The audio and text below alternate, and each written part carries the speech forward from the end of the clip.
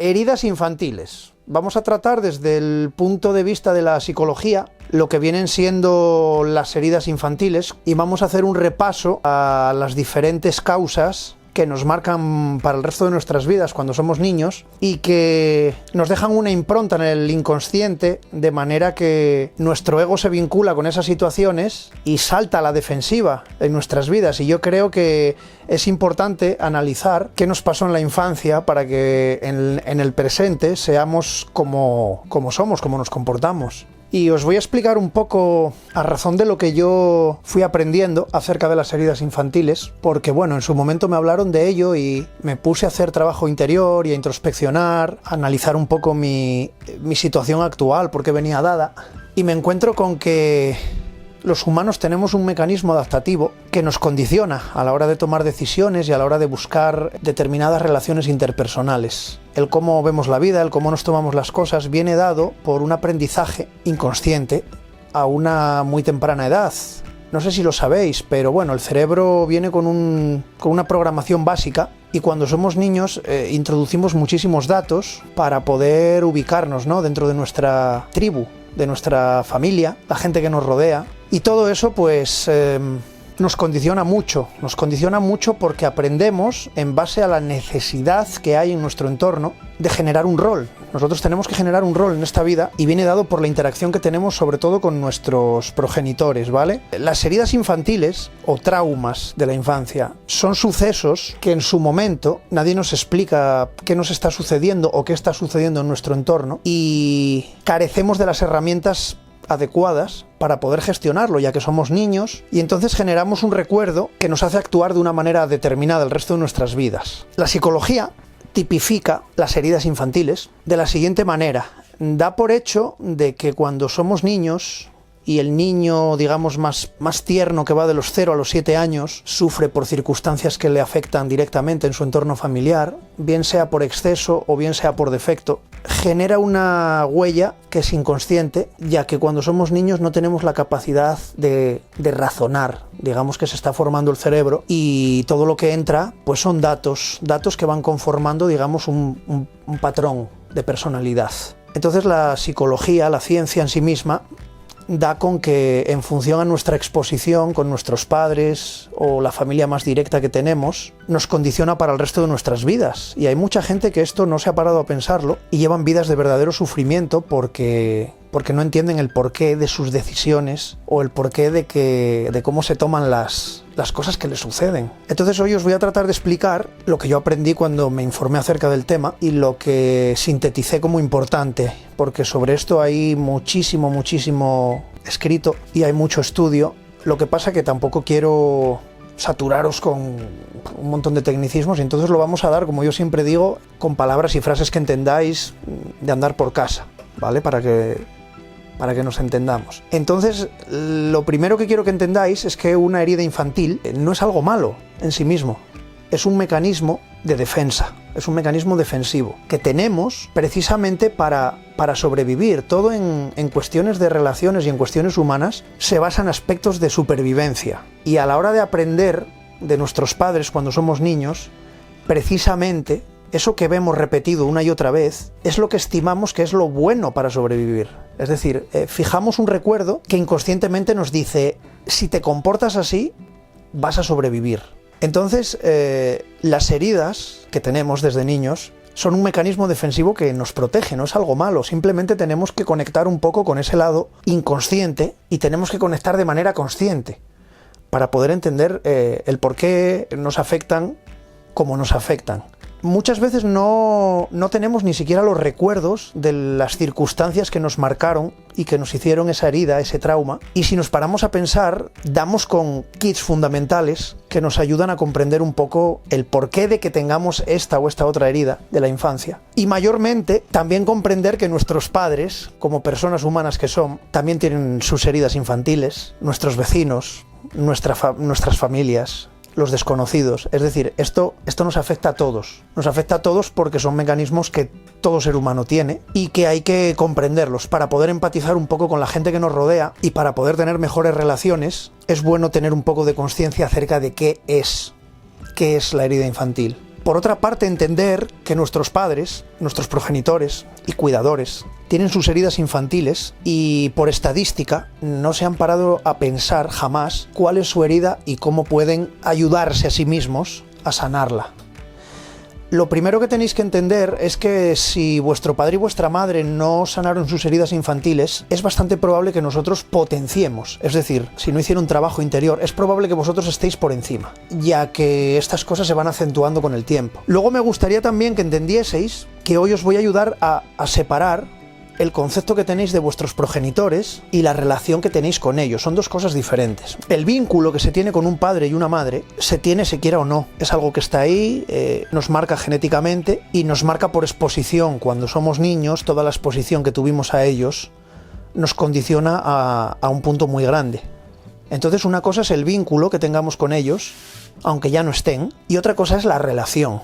La relación puede darse o puede no darse, pero es importante que entendáis que son dos términos diferentes y que hay que atajarlos de manera diferente. Yo creo que primero hay que irse a la sanación del vínculo y después hay que irse a una relación sana. Cuando aprendí esto, estuve mucho tiempo muy perdido porque me paré a analizar el por qué no tenía un prisma sano desde el que observar a mi madre y a mi padre, y era precisamente por mi vínculo insano que tenía y por mis recuerdos que los orientaba y los enfocaba de una manera que, bajo mi punto de vista actual, creo que era bastante errónea. Era errónea porque el pasado no se puede cambiar, sin embargo la aceptación y el enfoque del pasado para cómo nos afecta en el presente sí se puede cambiar. Me encuentro con muchas personas que no tienen ningún interés ni ninguna intención de meter mano en sus heridas infantiles, porque el ego, que es un mecanismo defensivo, que no es ni bueno ni malo, está ahí para ayudarnos a sobrevivir, y teniendo en cuenta que somos los dueños de nuestras reacciones,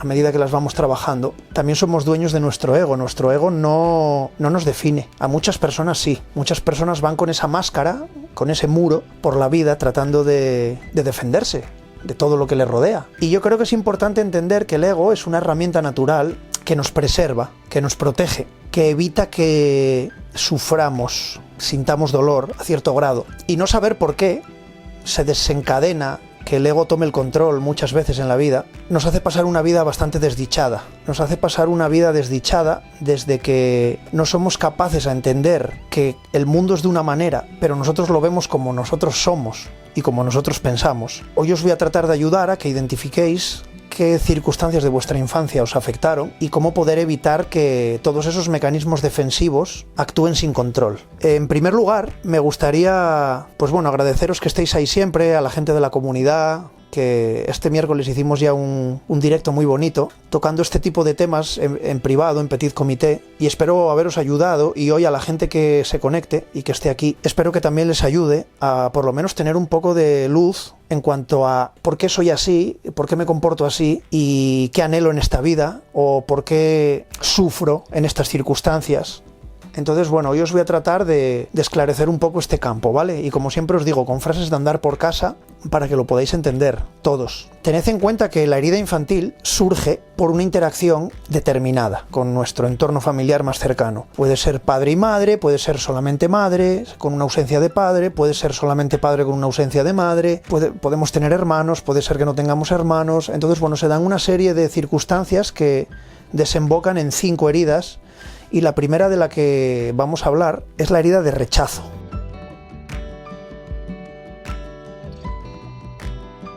La herida de rechazo se da cuando nuestros progenitores, por una circunstancia u otra, no estaban preparados para tenernos, para ser padres. Puede ser por inmadurez, puede ser por el aspecto laboral, que no tuvieran el dinero suficiente para poder atendernos como se merecía. Puede ser precisamente por que en su propia herida infantil estuviesen pasando por un gran sufrimiento que necesitaban poner en orden y no lo hicieron, y entonces la responsabilidad de tener que criar a un hijo o a una hija da lugar a generar una herida de rechazo en el niño o en la niña. Normalmente la herida de rechazo, en caso de los niños, masculino, suele venir proveniente del padre, y en caso de las niñas suele venir proveniente de la madre. Esto no es una ciencia exacta, pero en un 99% se da el caso de que cuando nuestra herida infantil viene dada de un rechazo, sea el progenitor del mismo sexo. A medida que os vaya dando las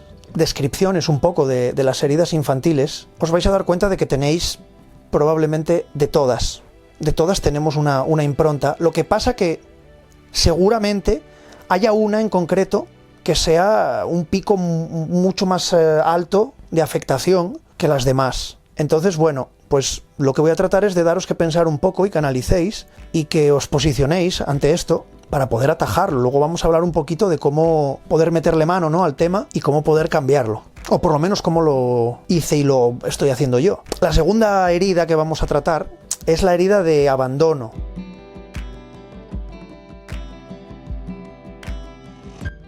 El abandono no tiene por qué ser sistemáticamente un abandono físico, es decir, que te dejen entre cartones por ahí. Es paradójico que el menor de los abandonos que se da es el abandono físico por parte de nuestros padres, como que entienden que darnos de comer tienen que darnos de comer y vestirnos tienen que vestirnos y comprarnos según qué cosas también tienen que comprarnos según qué cosas. Pero, queridos amigos, se desatiende enormemente el aspecto emocional y el aspecto psíquico de los menores. ¿Esto qué quiere decir? Que puede ser que nos atiendan con todo lo físico que necesitamos, pero tengamos el campo emocional completamente desatendido, que no nos enseñen a gestionar ese mare magnum de emociones que sentimos cuando somos niños, porque precisamente ellos no hicieron trabajo a nivel personal para poder entender lo que era una gestión emocional sana. Y suele darse la herida de abandono por la figura paterna, porque, como sabréis, vivimos en una sociedad patriarcal en cuanto al trabajo y matriarcal en cuanto a la educación. Yo creo que papá se va a trabajar y mamá es la que, digamos, un poco toca un poquitín más los vínculos emocionales con los niños.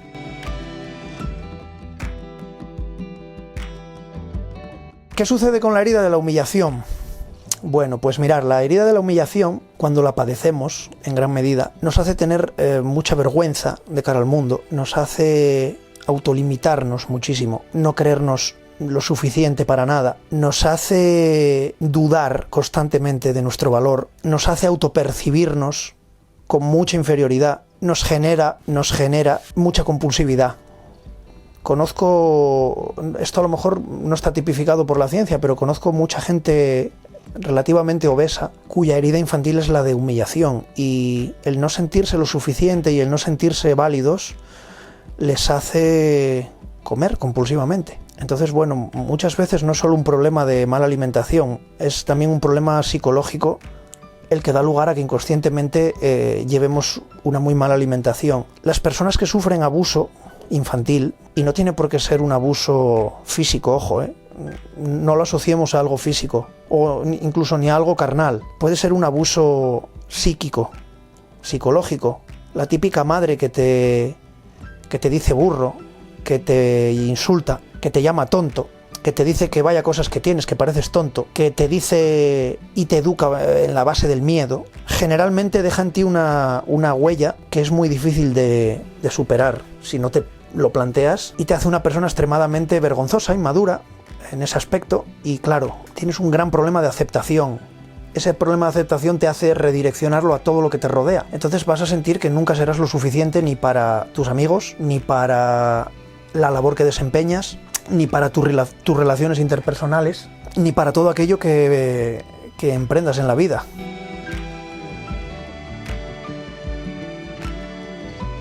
La traición viene dada precisamente por haber forjado un vínculo en una etapa infantil muy temprana con uno de los dos progenitores. Daros cuenta de que a veces un niño, cuando está formándose, tiene ciertos impulsos y genera eso que se suele llamar enamoramiento químico con uno de los dos progenitores. Entonces la herida de la traición suele venir dada porque enfocamos las situaciones que suceden como que ese padre o esa madre de la que sentimos esa admiración extrema nos traiciona, nos falla, o hay otra persona en el núcleo familiar que pone más su atención en esa persona, y entonces nosotros nos sentimos como traicionados. No sé si habréis oído hablar del complejo de Edipo y del complejo de Electra. Se enamoraron de sus padres, de su padre y de su madre. Bueno, las personas que sufren la herida de la traición suelen ser personas muy celosas,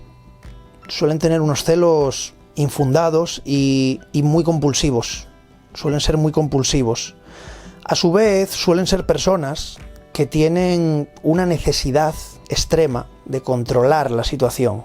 La herida de la traición también puede ser adquirida completa y absolutamente por imitación, no necesariamente porque nos haya sucedido, sino porque, vamos a poner un ejemplo, papá y mamá se separan, entonces yo me quedo con mamá, y mamá no para de decir que papá la engañó, la traicionó, que todos los hombres son malos, que le mintió, y entonces nos genera una situación cognitiva muy conflictiva en la que tenemos una inseguridad extrema respecto a nuestras relaciones y constantemente tenemos el miedo a que nos traicionen, con lo cual a veces incluso nos hacemos traicionadores. Es decir, voy a traicionar yo antes de que me lo hagan a mí, ¿no? Como mecanismo defensivo, porque ya os dije antes, el ego cuando toma el control hace de las suyas para que sobrevivamos, ¿no? Para llevarlo, entre comillas, de la mejor manera posible, ¿no? Las circunstancias. El hecho de que las personas, cuando a veces miramos a una persona y decimos, joder, vaya ego tiene esta persona, ¿cómo se comporta así? Tenéis que apiadaros un poco más, tenéis que mirar para vosotros mismos, que también lo hacéis. Lo hacemos, me incluyo. Y cuando el ego toma el control, muchas veces lo más sensato es pararse a reflexionar y no seguir por ese camino. Es muy difícil que un humano se dé cuenta de que está cometiendo un error y no pare y reconozca el error y busque una alternativa. Lo cómodo es dejarse ir a lo que ya conoce, porque como sigo vivo, pues voy a seguir haciéndolo así.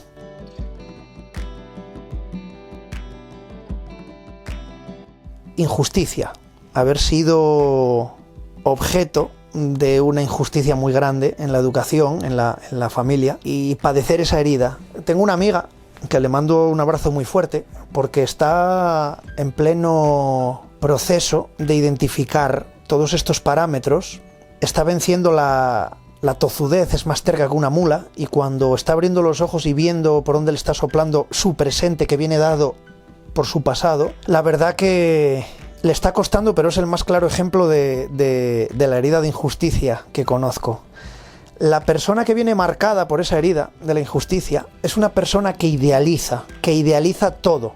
Culturalmente se da un modelo exitoso en esta sociedad que es físicamente, laboralmente, psicológicamente, familiarmente, incluso materialmente. Tenemos el modelo exitoso y si nos ponemos a sacar los puntos fuertes de este modelo, pues todos los conocemos, ¿no? Ser culto, tener unas medidas atractivas físicamente, tener un trabajo bien remunerado, un buen coche, una familia. Me refiero, como se idealiza, algo que es ideal en sí mismo no es algo bueno, es algo idealizado, que se da por hecho de que consiguiendo eso voy a estar bien. Pero qué casualidad que cuanto más me acerco a esa idealización, más sufrimiento me causa, más infeliz soy, más ansiedad me genera y más cuestiono todo, pero no hago nada.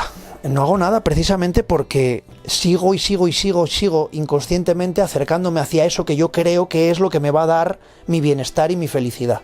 La herida de la injusticia se suele dar en niños en los que, teniendo hermanitos o familiares cercanos, no se comportan igual con los demás que contigo. Tienes una cierta sospecha de que no están actuando con el concepto que tú tienes por justicia y eso te traumatiza, te marca para el resto de tu vida, porque pretendes compulsivamente acercarte a ese modelo exitoso y sobre todo afecta muchísimo a las relaciones interpersonales. Se idealiza el modelo de amor para siempre, de no me tienen que querer solo por el sexo, de es que yo a esta persona la quiero de esta manera y entonces le exijo que esa persona a mí me quiera de esta manera también. La injusticia se puede dar de muchas maneras y va todo en función a la persona, su concepto de ideal que tenga, de lo que es la vida ideal. Estos han sido los 5 puntos tipificados por la ciencia acerca de las heridas infantiles y que supongo que todos tengáis un poquito de todos, ¿no? Sabréis, a medida que los iba describiendo, os habréis sentido identificados. Lo que pasa que habrá uno en concreto que sea el que más os ha marcado, porque bueno, esto va así.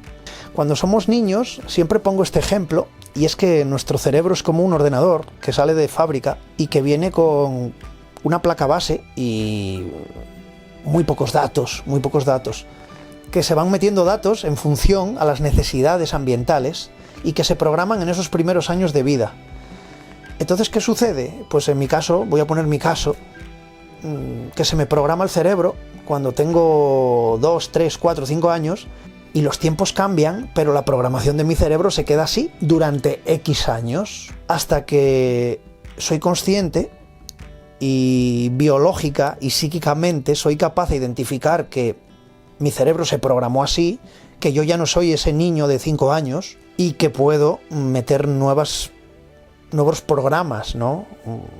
En ese sistema operativo puedo meter nuevos programas que me ayuden a enfocar la vida de una manera, a procesar la vida de una manera y a obtener unos datos que me permiten ver y ir adaptando ese sistema operativo a los tiempos que corren.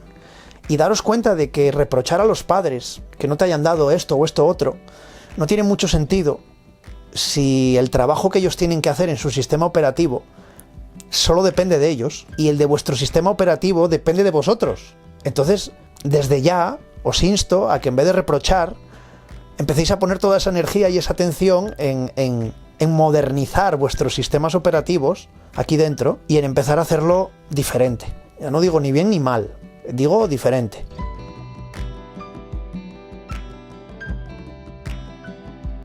Para sanar cada una de ellas, y podría dar el mismo tip para sanarlas todas, que es apelar al autoconocimiento, sentarse con uno mismo, sin ningún tipo de pudor ni de vergüenza, analizarse y ser capaz a introspeccionar y a hacer un trabajo desde el amor, que es lo que precisamente nos hace falta. Porque aquí los apegos están a la orden del día, y no quiere decir que un apego sea algo bueno o malo.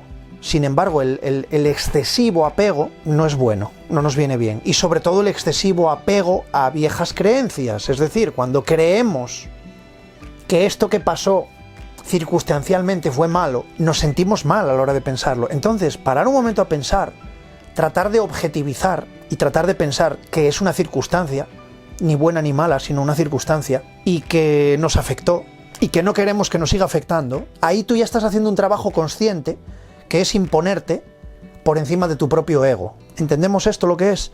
Es decir, cada vez que alguien me llama feo, me pongo así de una manera que me vuelvo loco. Entonces yo paro y digo, hostia, pero ¿y por qué cada vez que me pasa esto, que no depende de mí, que no puedo controlarlo, que me llamen o me dejen de llamar, me hace reaccionar así? Y es porque instintivamente, inconsciente y automáticamente salta el ego a la defensiva y nos pone locos. Entonces, el con consciencia identificarlo y poner atención en que no nos suceda, y la siguiente vez que nos llamen, recordar que no nos puede afectar de esa manera negativa y que vale más tomárselo a risa, por ejemplo, darle una alternativa. Normalmente no solemos solucionar las cosas porque no conocemos una alternativa. Cuando no queremos que nos suceda algo, tenemos que tener la alternativa preparada y tenerla a mano conscientemente para que en el momento en el que quiera el ego tomar el control, digamos, no, espera, la alternativa que quiero es tomármelo a risa, que no me afecte a esta manera negativa y poder lidiar con ello de la manera más natural posible. Ya no creo en nada, el cielo es tierra quemada.